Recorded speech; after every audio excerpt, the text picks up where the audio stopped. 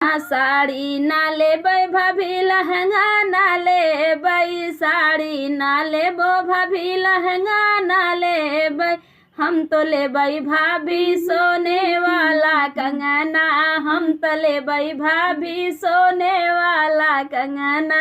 साड़ी हम ना साड़ी हम देबो नंदा लहंगा हम देबो, साड़ी हम देबो नंदा लहंगा हम देबो, ना देबो हे नंदा सोने वाला कंगना, ना देबो हे नंदा सोने वाला कंगना। पीतल का होता तो सोचती समझती, पीतल का होता तो सोचती समझती, हे ननदा सोनवा बड़ा बैला महंगा, हे ननदी सोनवा बड़े बड़ा महंगा। सासू ससुर से कहता डरला